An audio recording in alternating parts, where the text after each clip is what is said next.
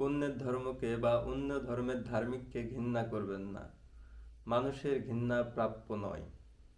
আপনি যে ধর্মকে ঘৃণা করেন সেই ধর্ম কোটি কোটি মানুষ হয়তো পালন করে। তাদের বিশ্বাসে, তাদের আস্থায়, তাদের ভালোবাসায় সেই ধর্মটা টিকে আছে।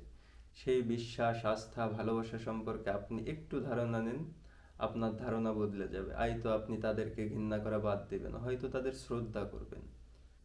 কিন্তু এমন না যে আপনি আপনার ধর্ম ভুলে যাবেন বা আপনার ধর্মের প্রতি আপনার আস্থা কমে যাবে, এমনটা হবে না। কিন্তু আপনি তার যে বিশ্বাসের জায়গা, তার যে প্রাপ্তির জায়গা, এটা শুনলে, এটা জানলে, এটা বুঝলে হয়তো আপনার ধারণাটা, তার প্রতি যে ভুল ধারণাটা ছিল, এটা কেটে যাবে।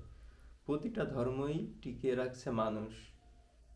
মানুষ না থাকলে কোনো ধর্ম থাকবে না। তাই আপনি মানুষকে ঘৃণা করে, অন্য ধর্মকে ঘৃণা করে পৃথিবীতে অশান্তি করবেন না। সব ধর্মের প্রতি শ্রদ্ধা রাখুন এবং নিজের ধর্ম নিজের অন্তরে ধারণ করুন। তাহলেই দেখবেন একটা সুন্দর পৃথিবী, সুন্দর আগামী আমাদের হবে।